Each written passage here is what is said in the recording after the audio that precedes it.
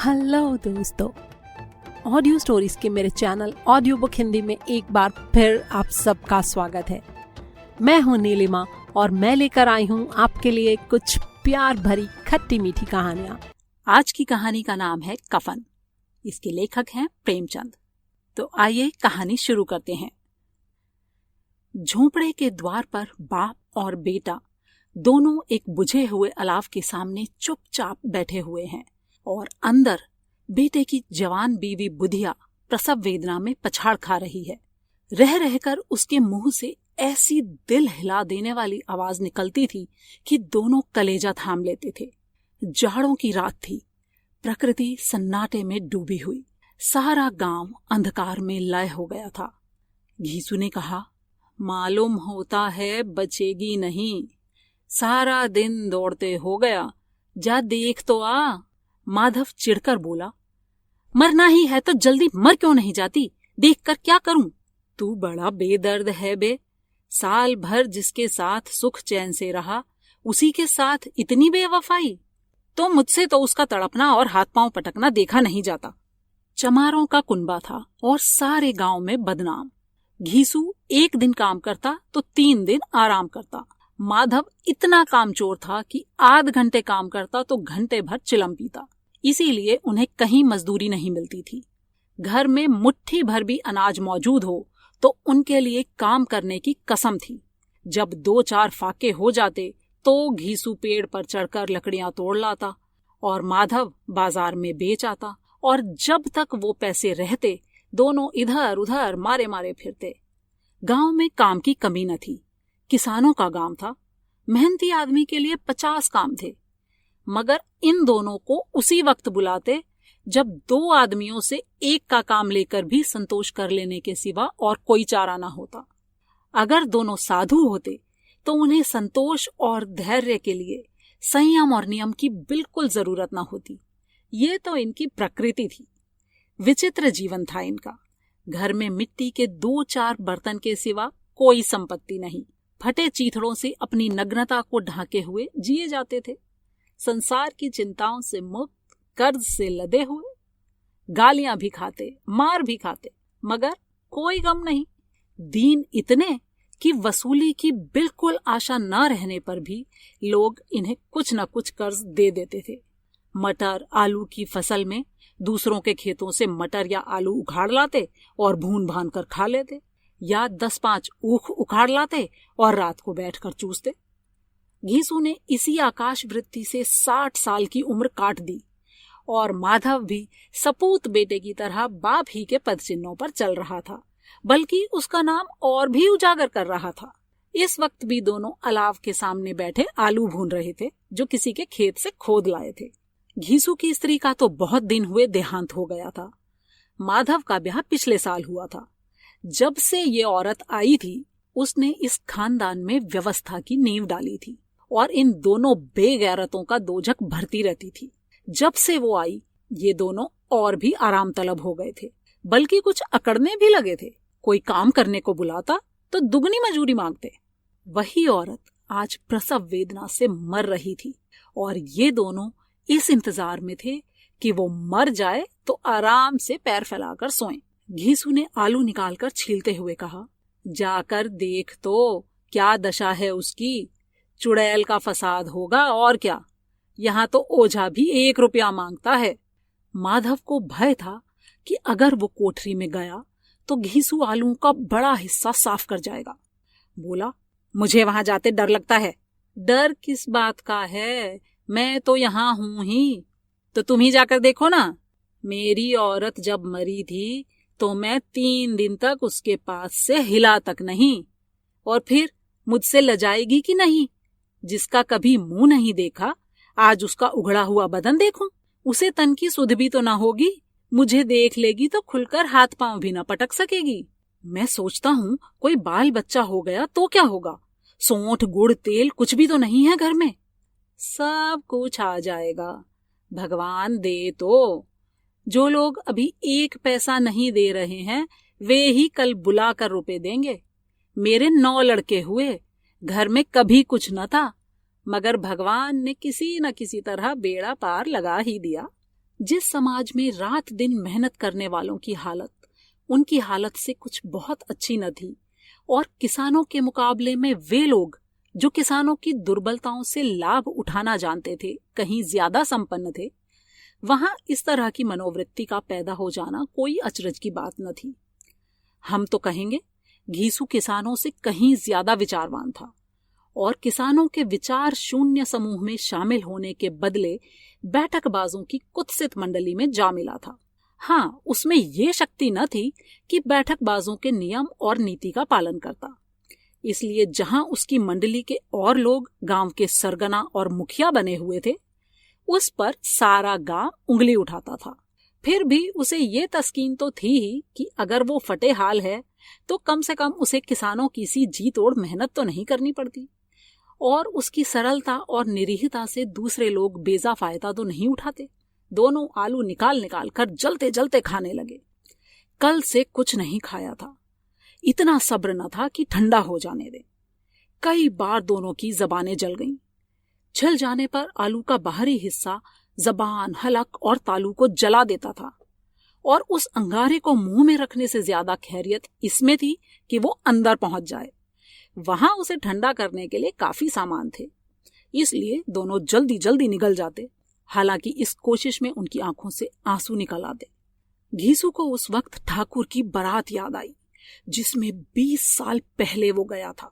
उस दावत में उसे जो तृप्ति मिली थी वो उसके जीवन में एक याद रखने लायक बात थी, और आज भी उसे उसकी याद बिल्कुल ताजी थी। बोला, वो भोज नहीं भूलता। तब से फिर उस तरह का खाना भरपेट नहीं मिला। लड़की वालों ने सबको भर पेट पूड़ियां खिलाई थी जी, सबको। छोटे बड़े सबने पूड़ियां खाई, और वो भी असली घी की। चटनी, रायता, 3 तरह के सूखे साग, एक रसेदार तरकारी, दही, चटनी, मिठाई। अब क्या बताऊं कि उस भोज में क्या स्वाद मिला। कोई रोक टोक नहीं थी। जो चीज चाहो मांगो, जितना चाहो खाओ।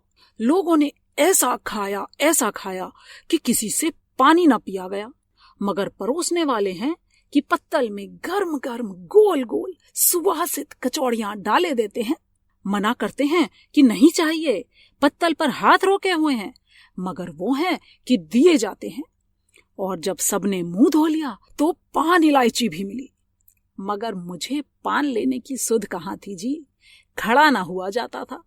चटपट जाकर अपने कंबल पर लेट गया। ऐसा दिल दरियाव था वो ठाकुर। माधव ने इन पदार्थों का मन ही मन मजा लेते हुए कहा, अब हमें कोई ऐसा भोज नहीं खिलाता। अब कोई क्या खिलाएगा, वो जमाना दूसरा था। अब तो सबको किफायत सूझती है। शादी ब्याह में मत खर्च करो, क्रियाक्रम में मत खर्च करो। पूछो, गरीबों का माल बटोर बटोर कर कहाँ रखोगे? बटोरने में तो कमी नहीं है, हाँ खर्च में किफायत सूझती है। तुमने 20 पूरियां खाई होंगी। 20 से ज्यादा खाई थी। मैं तो 50 खा जाता। मैंने भी 50 से कम ना खाई होंगी। अच्छा पका था। तू तो मेरा आधा भी नहीं है। आलू खाकर दोनों ने पानी पिया और वहीं अलाव के सामने अपनी धोतियां ओढ़कर पांव पेट में डालकर सो रहे, जैसे 2 बड़े बड़े अजगर गेंडुलियां मारे पड़े हों। और बुधिया अभी तक कराह रही थी। सवेरे माधव ने कोठरी में जाकर देखा तो उसकी स्त्री ठंडी हो गई थी। उसके मुंह पर मक्खियां भिनक रही थी। पथराई हुई आंखें ऊपर टंगी हुई थी। सारी देह धूल से लथपथ हो रही थी। बच्चा पेट में ही मर चुका था। माधव भागा हुआ घीसू के पास आया। फिर दोनों जोर जोर से हाय हाय करने और छाती पीटने लगे। पड़ोस वालों ने ये रोना धोना सुना तो दौड़े हुए आए और पुरानी मर्यादा के अनुसार इन अभागों को समझाने लगे। मगर ज्यादा रोने पीटने का अवसर न था। कफन और लकड़ी की फिक्र करनी थी। घर में तो पैसा इस तरह गायब था जैसे चील के घोंसले में मांस। बाप बेटे रोते कलपते गांव के जमींदार के पास गए। वे इन दोनों की सूरत से नफरत करते थे। कई बार इन्हें अपने हाथों से पीट चुके थे। चोरी करने के लिए, वादा करके काम पर न आने के लिए। पूछा, क्या है बेगिसुआ, रोता क्यों है? अब तो तू कहीं दिखलाई भी नहीं देता, मालूम होता है इस गांव में रहना नहीं चाहता। घीसू ने जमीन पर सिर रखकर आंखों में आंसू भरे हुए कहा, सरकार, बड़ी विपत्ति में हूं। माधव की घरवाली रात को गुजर गई। रात भर तड़पती रही सरकार। हम दोनों उसके सिरहाने बैठे रहे। दवा दारू जो कुछ हो सका सब कुछ किया, मुदा वो हमें दगा दे गई। अब कोई एक रोटी देने वाला भी न रहा मालिक। तबाह हो गए, घर उजड़ गया। आपका गुलाम हूं, अब आपके सिवा कौन उसकी मिट्टी पार लगाएगा। हमारे हाथ में तो जो कुछ था वो सब दवा दारू में उठ गया। सरकार ही की दया होगी तो उसकी मिट्टी उठेगी। आपके सिवा किसके द्वार पर जाऊं हुजूर। जमींदार साहब दयालु थे, मगर घीसू पर दया करना काले कंबल पर रंग चढ़ाना था। जी में तो आया कह दे, चल दूर हो यहां से। यूं तो बुलाने से भी नहीं आता, आज जब गरज पड़ी तो आकर खुशामद कर रहा है, हरामखोर कहीं का बदमाश। लेकिन ये क्रोध या दंड देने का अवसर न था। जी में कुड़ते हुए 2 रुपए निकालकर फेंक दिए। सांत्वना का एक शब्द भी मुंह से ना निकाला। उसकी तरफ ताका तक नहीं, जैसे सिर का बोझ उतारा हो। जब जमींदार साहब ने 2 रुपए दिए तो गांव के बनिए महाजनों को इनकार का साहस कैसे होता। घीसू जमींदार के नाम का ढिंडोरा भी पीटना अच्छी तरह जानता था। किसी ने 2 आने दिए, किसी ने 4 आने। 1 घंटे में घीसू के पास 5 रुपए की अच्छी खासी रकम जमा हो गई। कहीं से अनाज मिल गया, कहीं से लकड़ी, और दोपहर को घीसू और माधव बाजार से कफन लाने चले। इधर लोग बांस बांस काटने लगे। गांव की नर्म दिल स्त्रियां आ आकर लाश देखती थीं और बेचारी की बेकसी पर 2 बूंद आंसू गिराकर चली जाती थी। बाजार में पहुंचकर घीसू बोला, लकड़ी तो उसे जलाने भर को मिल गई है, क्यों माधव? माधव बोला, हाँ लकड़ी तो बहुत है, अब बस कफन चाहिए। तो चलो कोई हल्का सा कफन ले लें। हाँ और क्या, लाश उठते उठते रात हो जाएगी, रात को कफन कौन देखता है।